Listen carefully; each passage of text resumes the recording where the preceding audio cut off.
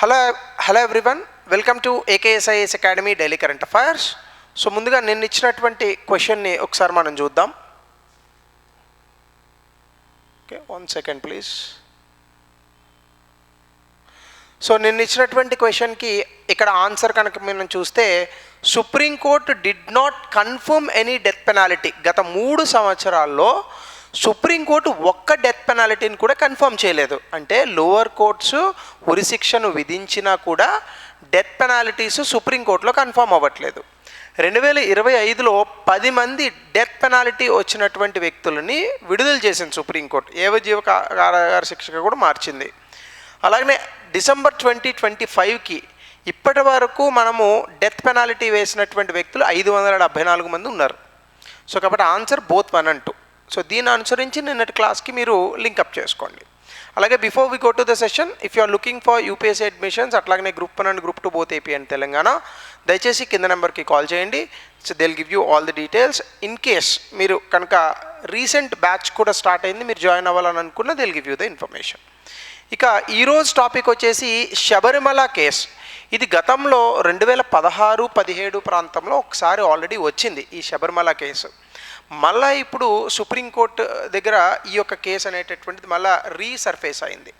So ఆ రోజుల్లో అంటే 2016, 10 సంవత్సరాల క్రితం, ఆ రోజుల్లో బేసికల్గా ఈ టాపిక్ ఏంటంటే రైట్ టు ఈక్వాలిటీ అనేటటువంటి దాంట్లో భాగంగా ఆడవారిని కూడా శబరిమల టెంపుల్లోకి అలౌ చేయాలని చెప్పేసి, ప్రపంచంలో ఇంకా ఏ విషయాలు లేనట్టు, భారతదేశంలో ఏ సమస్యలు లేనట్టు, ఇక్కడ మాత్రమే కేవలం ఆడవారికి అన్యాయం ఏదో జరుగుతుంది అన్నట్టుగా ఈ టాపిక్ని అప్పట్లో చాలా సెన్సేషన్ చేశారు. అంటే ఈక్వాలిటీ అనే దాంట్లో నాకు ఒక పాయింట్ ఏమో అర్థమవుతుందంటే, ఫస్ట్ శబరిమల అనేటటువంటిది ఇన్ జనరల్గా బ్రహ్మచారులుగా ఉంటూ 42 రోజుల పాటు దీక్ష చేస్తారు. ఆ సమయంలో వారు మందు తాగరు, సిగరెట్లు తాగరు, అలాగే ఎనీ టైప్ ఆఫ్ సెక్షువల్ అఫైర్స్లో వాళ్ళు ఇన్వాల్వ్ అవ్వరు. సో చాలా నిష్టతో చేస్తూ ఉంటారు. ఈ పర్టికులర్ దీక్ష వహించేటటువంటి వ్యక్తులకి ఇన్ జనరల్గా రోజువారీ ఎంజాయ్మెంట్స్కి దూరంగా ఉంటారు. ఈవెన్ తమిళనాడు కొన్ని ప్రాంతాల్లో వేసుకుంటారేమో కానీ ఆంధ్రప్రదేశ్, తెలంగాణలో అయితే చెప్పులు కూడా వేసుకోరు స్వాములు.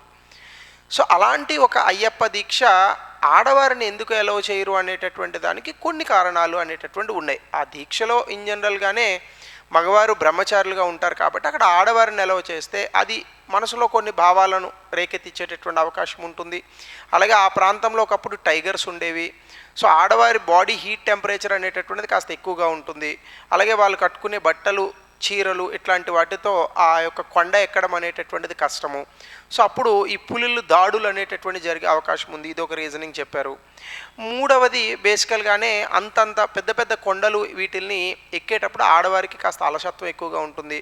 అలాగనే ఇన్ జనరల్గానే మన దేశంలో కొంత ఈ మంత్లీ ట్రైమిస్టర్ పీరియడ్స్ ఉంటాయి కాబట్టి ఆ సమయంలో వాళ్ళు కొంత ఇబ్బందులకు లోన్ అవుతారు. కాబట్టి కొంచెం బ్యాక్ పెయిన్ కొంతమందికి, స్టమక్ పెయిన్ కొంతమందికి, ఆ సమయంలో దైవారాధన అనేటటువంటిది అంత శ్రేష్టనీయం కాదు. ఇట్లాంటి కొన్ని కారణాలు చెప్పబడ్డాయి.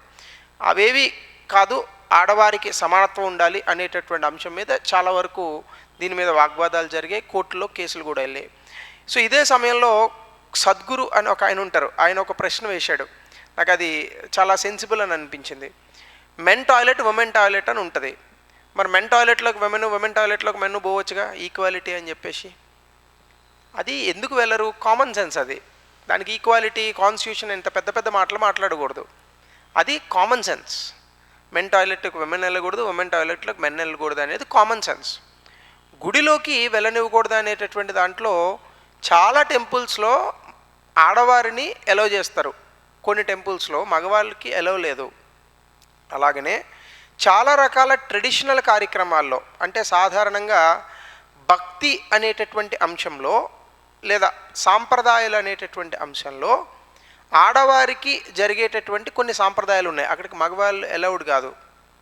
సో కాబట్టి రిలీజియస్ అఫైర్స్లో మరి ప్రభుత్వాల జోక్యం అనేటటువంటిది వేరే మతాల్లో అంగీకరించినప్పుడు మరి భారతదేశంలో ఉన్నటువంటి హిందూ మతంలో మాత్రం ఈ కోర్టు జోక్యాలు, సమాజంలో ఇన్ఈక్వాలిటీ, అన్టచబిలిటీ ఇవన్నీ ఎందుకు మాట్లాడుతున్నారు? పోనీ అయ్యప్ప స్వామి టెంపుల్కి కొన్ని కులాల వారిని రానివ్వము అని ఎక్కడైనా వివక్ష చూపించారా? లేదు కదా. సో కాబట్టి అది వివక్షలోకి ఎందుకు వస్తుంది? ఆడ మగ మధ్య భేదం అనేటటువంటిది కొన్ని సందర్భాల్లో కనిపిస్తుంది. బయోలాజికల్గా women and men are not equal.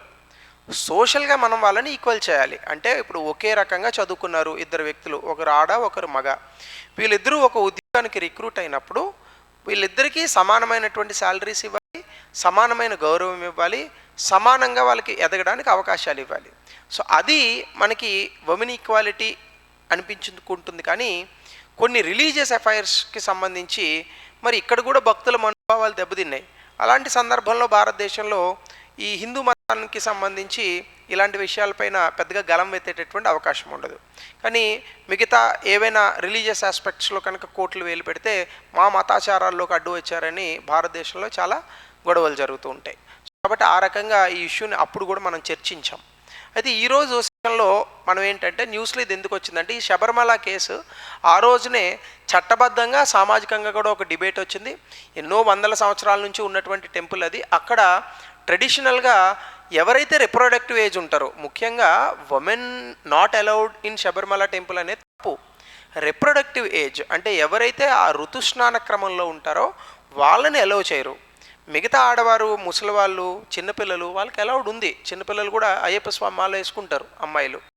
So కాబట్టి ఈ శబరిమల టెంపుల్ లార్డ్ అయ్యప్ప, ఎందుకంటే ఆయన బ్రహ్మచారి కాబట్టి, సో లార్డ్ అయ్యప్ప టెంపుల్లో ఈ బ్రహ్మచారులుగా ఉన్నటువంటి వ్యక్తులు ఆ సెలిబేసీ అనేటటువంటి ఫాలో అయ్యేటటువంటి వ్యక్తుల్ని అలో చేస్తుంటారు.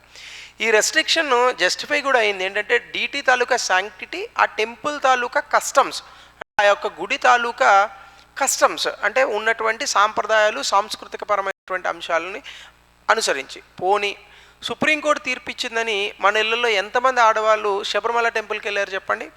చాలామంది అది పాపభీతిగా కూడా చూస్తూ ఉంటారు. కాబట్టి ఇక్కడ మనము ఉమెన్ ఈక్వాలిటీ అనేటటువంటి దాన్ని కేవలం శబరిమల టెంపుల్లో ఆడవారిని అలౌ చేయడం వల్ల మనకు ఉమెన్ ఈక్వాలిటీ వస్తుందని అనుకుంటే ఇంక అంతకన్నా అమాయకత్వం మరొకటి లేదు. అలా అని నేనేం ఉమెన్ ఈక్వాలిటీకి వ్యతిరేకం కాదు. డెఫినెట్గా నేను ఉమెన్ ఈక్వాలిటీ ఇక్కడ ఒకవేళ నాకు ఈ ఇష్యూకి సంబంధించి నెగిటివ్గా మాట్లాడేటటువంటి వ్యక్తులు ఎవరైనా ఉంటే వాళ్ళకన్నా బెటర్గా చెప్పగలను. ఎందుకంటే నేను జాబ్ చేసే అమ్మాయిని పెళ్లి చేసుకున్నాను, ఎందుకంటే ఆ ఫినాన్షియల్ ఈక్వాలిటీ ఉండాలని చెప్పేసి. కాబట్టి ఉమెన్ ఈక్వాలిటీ గురించి మాట్లాడడానికి నాకు అన్ని అర్హతలు ఉన్నాయి. ఇక రెండవది, 2006లో ఇండియన్ ఎంప్లాయర్స్ అసోసియేషన్ అని వీళ్ళు ఈ బ్యాన్కి సంబంధించి అప్పట్లోనే ఒక పిటిషన్ వేశారు. ఈ petition women right to equality, అలాగే రిలీజియస్ ఫ్రీడమ్ కాన్స్టిట్యూషన్లో మనకి ఏవైతే ఇవ్వబడ్డాయో దానికి వ్యతిరేకంగా ఉంది అని చెప్పి తీసుకున్నారు. తర్వాత 2016-17లో దీని మీద గొడవలు జరిగాయి. 2018లో సుప్రీంకోర్టు 4:1 మెజారిటీ ఇచ్చింది. ఏంటంటే ఎక్స్క్లూజన్ ఆఫ్ ఉమెన్, అంటే చట్టబద్ధతలో చూసుకుంటే కనుక ఆడవారిని ఆ టెంపుల్లోకి రానివ్వకపోవడం అనేటటువంటిది రాజ్యాంగ విరుద్ధం అని చెప్పారు. దీని మీద చాలా ప్రొటెస్టులు జరిగాయి. ఇంప్లిమెంటేషన్ కూడా చాలా డిఫికల్ట్ అయింది. అనుకున్నంత సాధ్యంగా కోర్టు ఏదో చెప్పిందని చెప్పేసి వ్యక్తులందరూ ఇప్పుడు వాళ్ళ ఒపీనియన్ మార్చేసుకుని వెళ్ళే అంత అవకాశం సమాజంలో ఉండదు.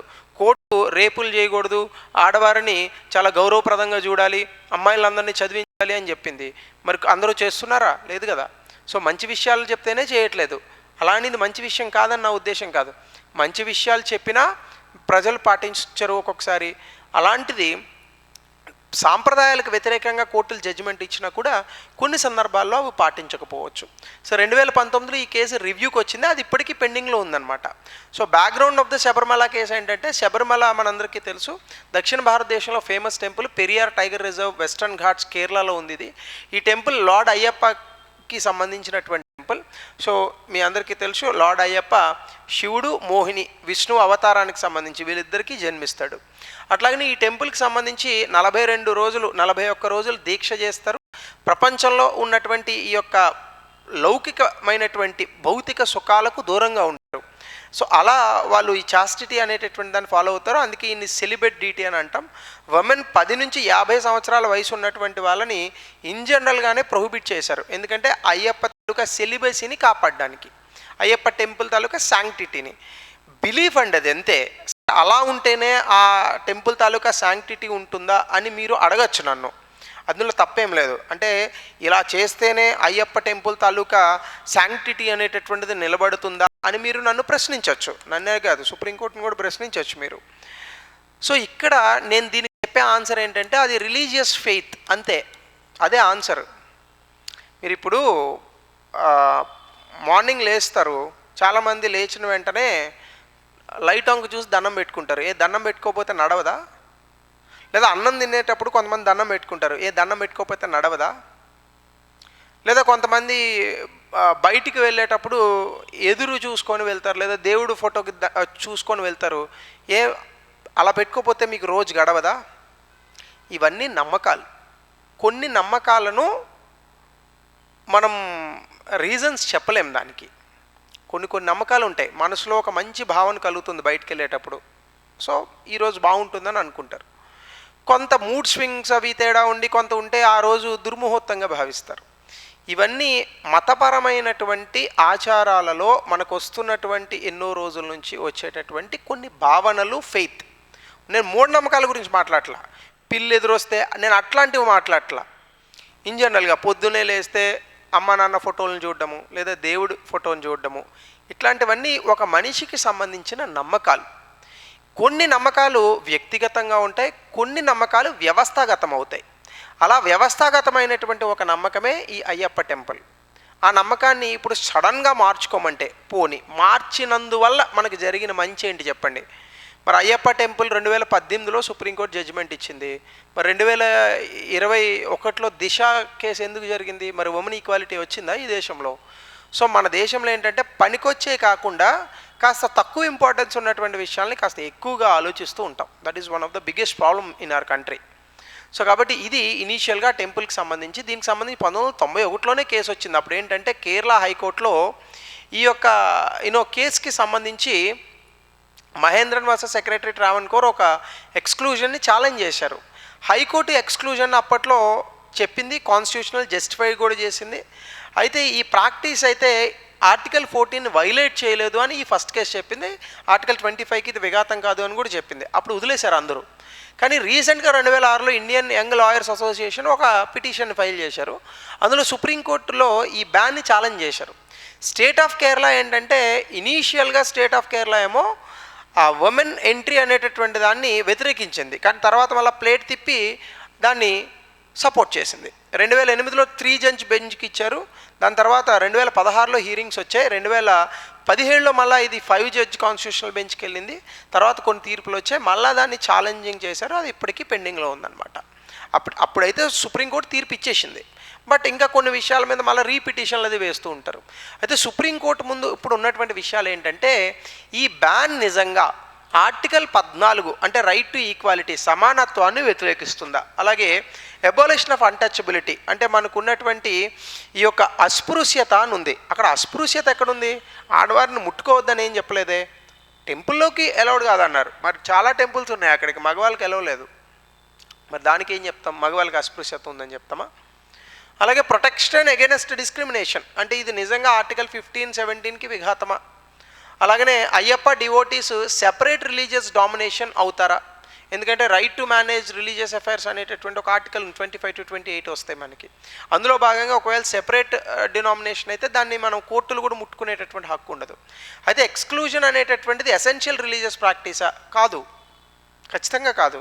ఆర్టికల్ 25 ప్రకారం ఆడవారిని తప్పిస్తే తప్ప అక్కడి నుంచి ఆ టెంపుల్ నడవదా? అలా ఏం చెప్పట్లేదు.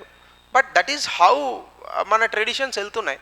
ఇప్పుడు మనం అలా ప్రతిదాన్ని ఉన్నటువంటి వాటిని మోడర్న్ లాస్తో కనుక క్వశ్చన్ చేస్తూ వెళ్తే, ఎందుకంటే ఆర్టికల్ 14, ఆర్టికల్ 25, ఆర్టికల్ 17 ఇవన్నీ కూడా భారతదేశం వేరే దేశాల నుంచి స్ఫూర్తిని పొంది తెచ్చుకున్న ప్రిన్సిపల్స్.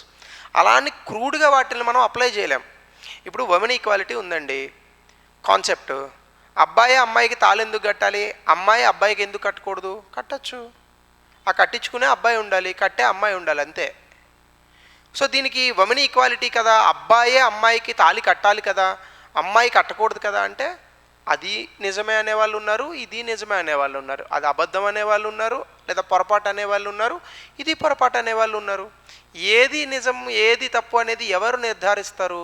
సొసైటీ నిర్ధారిస్తుంది కొన్నిసార్లు. కానీ అది తీవ్రమైనటువంటి వ్యతిరేకత, వ్యక్తులపైన దుష్ప్రభావము, అలాగే వ్యక్తులకు సంబంధించి వివక్ష, అణిచివేత ఇలాంటికి వాటికి గురి చేస్తే అనుకోవచ్చు.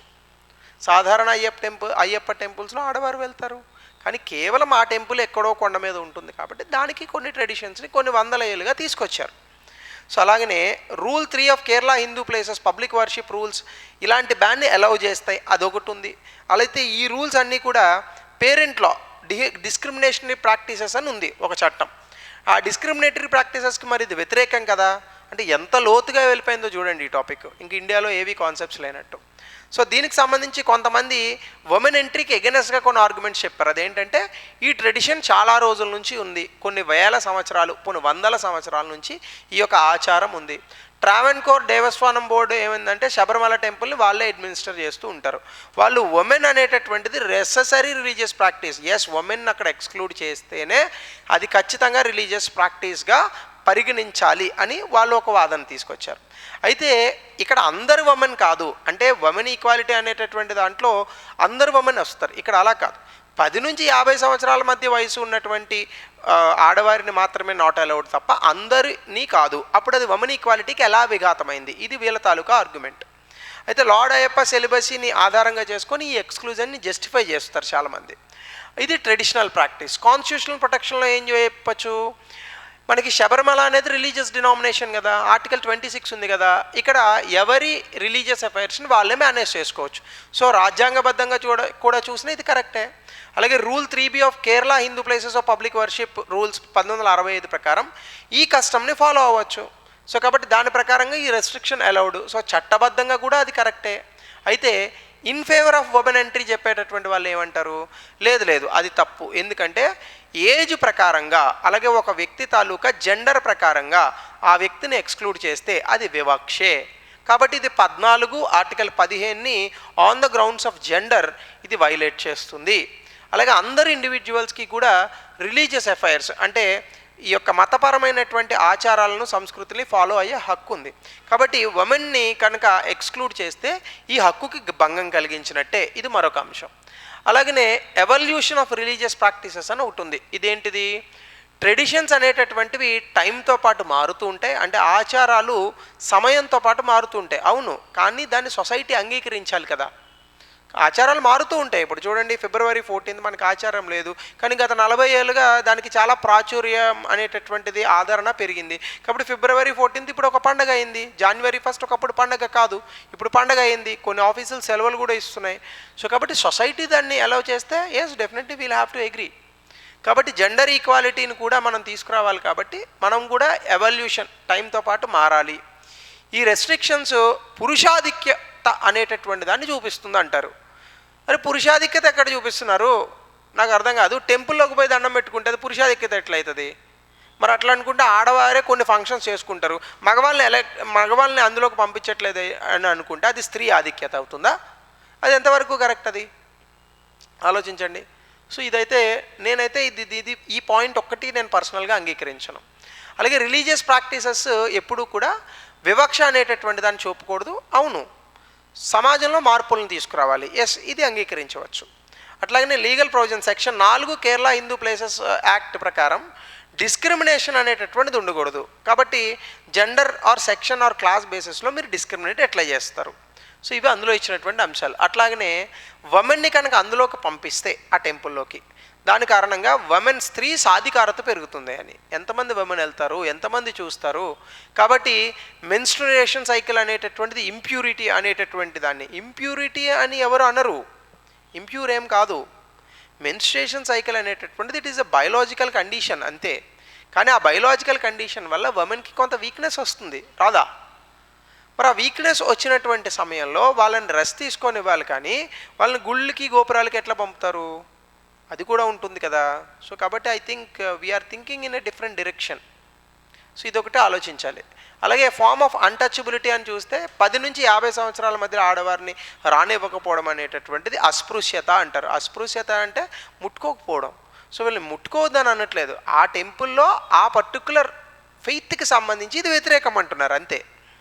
అలాగనే ఆర్టికల్ 17 ఆఫ్ ద కాన్స్టిట్యూషన్కి ఇది వ్యతిరేకం అంటున్నారు. నేనైతే ఈ టాపిక్కి సంబంధించి నా స్టాన్స్ ఏంటంటే ఆచార వ్యవహారాల్లో అంత తలదూర్చకూడదు. ఒకవేళ నిజంగా ఉమెన్ రావాలని అనుకుంటే రానియండి, వాళ్ళు వద్దు అని అనుకుంటే వాళ్ళని పుష్ చేసి పంపించే అధికారం అయితే ఎవరికీ లేదుగా. సో అలాగనే సెపరేట్ రిలీజియస్ డినామినేషన్ కాదు, అంటే శబరిమల టెంపుల్ అనేది హిందూ మతంలోనే వస్తుంది, అది సెపరేట్ రిలీజియస్ డినామినేషన్ కాదు. సో దానివల్ల ఆడవారిని కూడా ఇందులోకి పంపించాలి అనేటటువంటిది. దీనికి సంబంధించే మనకి సెప్టెంబర్ 28, 2018 5 సుప్రీంకోర్టు జడ్జిలు ఉంటే 4:1 ఒకటి ఇచ్చారు. ఆ కేసులో ఎక్స్క్లూజన్ ఆఫ్ ఉమెన్ అంటే ఆడవారిని ఇలా అందులోకి రానివ్వకపోవడం అది రాజ్యాంగ విరుద్ధం అని చెప్పారు. ఎవరు ఆడవాళ్ళు పోలే, 4-5 ట్రై చేశారు, బలవంతంగా వెళ్ళనిచ్చారు వాళ్ళని.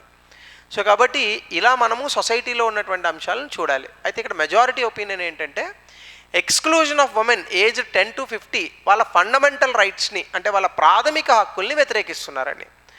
లార్డ్ అయ్యప్ప సెపరేట్ రిలీజియన్ కాదు, హిందూ మతంలో భాగమే, కాబట్టి ఇది ఎసెన్షియల్ రిలీజియస్ ప్రాక్టీస్ కాదు.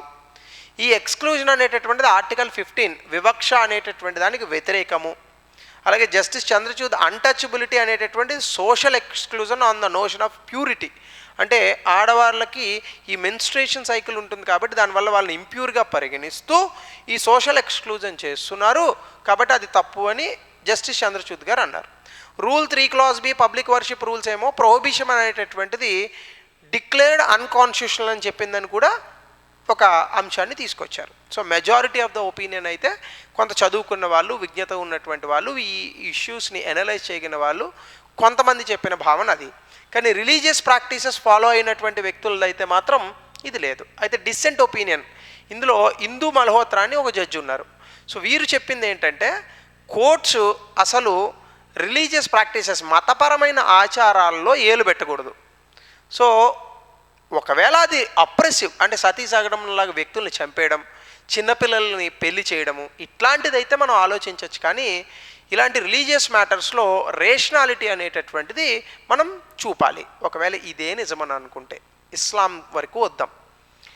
దర్గాలలో ఓకే ఏమో కానీ మసీదుల్లో ఉమెన్ నమాజ్ చేయడం అనేటటువంటి దాన్ని ఒప్పుకోరు. మగవారితో కూర్చొని సమానంగా నమాజ్ చేయరు, పక్కన కూర్చొని చేస్తారు. మరి శబరిమల టెంపుల్కి రిలేటెడే కదా, మరి ఈ ఇష్యూ మాట్లాడితే ఖచ్చితంగా కోర్టులో నిలబడదు, ఎందుకంటే అది రిలీజియస్ ఎఫైర్, అది ఎసెన్షియల్ రిలీజియస్ ప్రాక్టీసే కాదా అనేటటువంటిది వేరే సంగతి. ఇలా ప్రతి మతాల్లోని కూడా ఉంటాయి. సో కాబట్టి ఇక్కడ చేశారని అక్కడ చేయమన్నట్లా నేను ఏ మతపరమైనటువంటి ఆచారాల్లో కూడా వ్యక్తులకి సంబంధించి ఏదైనా వివక్ష జరిగితే ఓకే, కానీ సమాజంలో అంగీకరించబడినటువంటి రిలీజియస్ ఫెయిత్స్ని కోర్టులు ముట్టుకోకపోవడమే మంచిది. పోనీ ఇప్పుడు సుప్రీంకోర్టు చెప్పిందని అందరూ వెళ్తున్నారా శబరిమల టెంపుల్కి? లేదు కదా.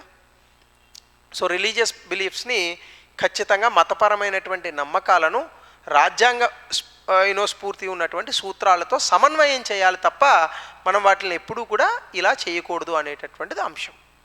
సో దీనికి సంబంధించి ఒక ప్రశ్న దయచేసి కమెంట్ సెక్షన్లో దీనికి ఆన్సర్ని తెలపండి. అలాగనే దీని మీద మీ యొక్క అభిప్రాయాన్ని కూడా తెలపండి.